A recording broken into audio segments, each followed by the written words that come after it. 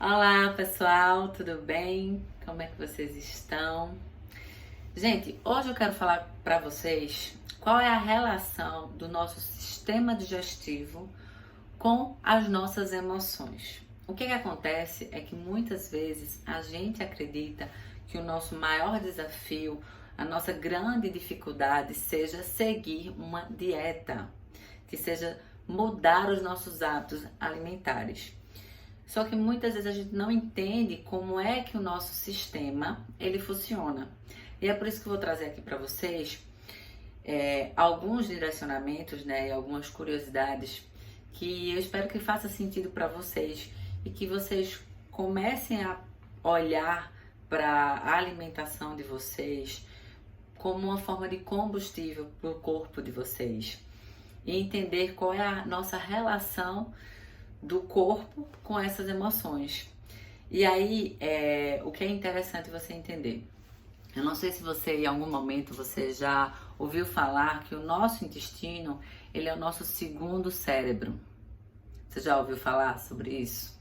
Na verdade, o nosso intestino, ele é o primeiro cérebro na escala evolutiva. Então, o que acontece?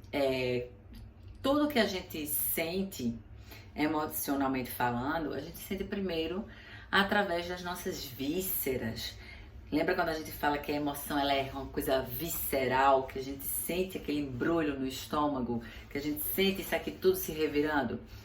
É exatamente isso. A gente fala metaforicamente, mas isso é real.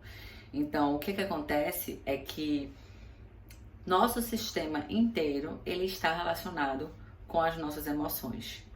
Por exemplo, se a gente está sofrendo um mecanismo de estresse no momento, a gente pode ter dois tipos de reações no nosso sistema, no nosso intestino, que é ou você vai soltar o seu intestino, certo? Ou você vai ter constipação.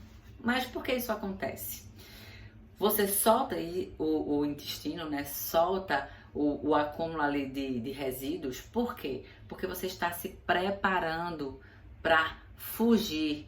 E se você tiver mais leve, fica mais fácil de você sair de onde você está, para você entrar no estado de fuga de um perigo, de um estresse externo que está sendo gerado na sua vida.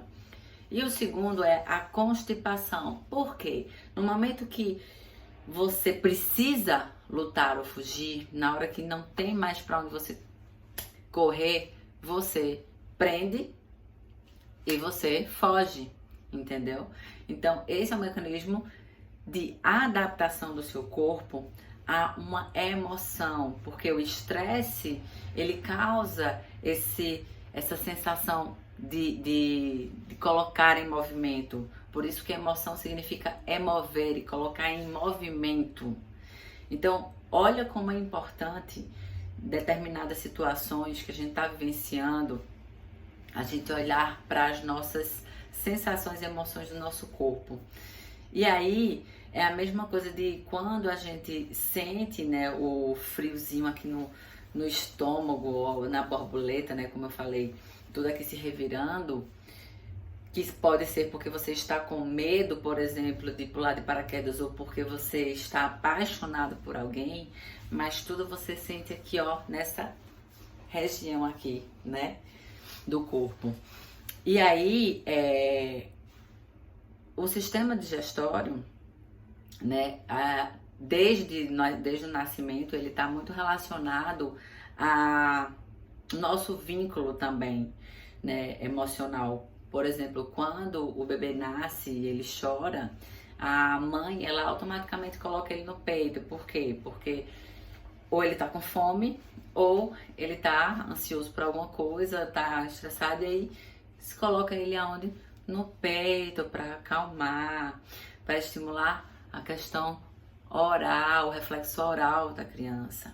E aí ela passa também a vincular a emoção de calmaria a essa relação com a boca, a comida, ao aleitamento, né? Que posteriormente, quando adulto, ele vai transferir isso, né, para a alimentação, né, para a compulsão alimentar, muitas vezes, né? Sai do peito muitas vezes para a mamadeira e assim para outras relações com a alimentação. Então veja como é interessante que o nosso sistema digestório, desde a boca até o nosso intestino, todo ele está reagindo emocionalmente. E aí é a mesma coisa quando a gente fala que a gente precisa digerir alguma coisa, digerir as nossas emoções.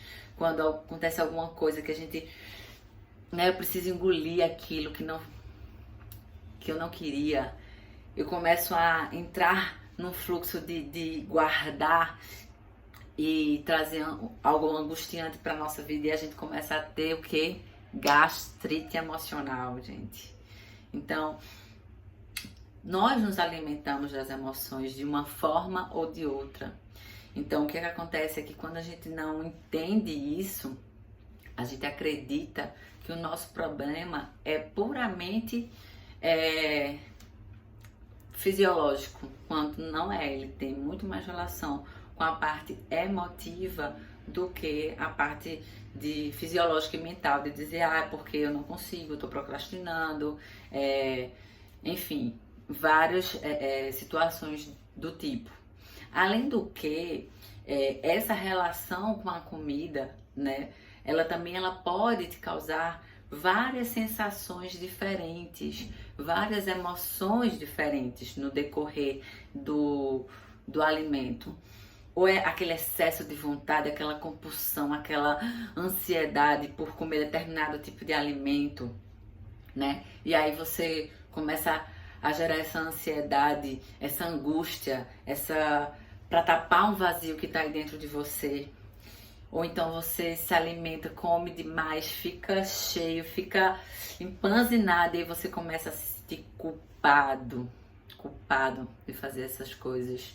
E aí você olha para o seu corpo e você não se sente bem, você sente-se constrangido, você sente vergonha de você. Então, olha bem quantas emoções associadas à tua alimentação podem estar te causando, porque elas podem ter relações de programações totalmente diferentes. Então, uma pessoa que ela está buscando emagrecer, uma pessoa que ela está buscando o equilíbrio alimentar e o equilíbrio físico na vida dela, ela não está só tratando do corpo dela, mas ela precisa principalmente tratar da mente dela e das emoções, né? Porque corpo e mente é um só sistema. E as emoções, né, que elas estão aqui à flor da pele, aquelas emoções não tratadas, né, elas vão sim terminar te causando um problema posteriormente fisiológico, um problema físico.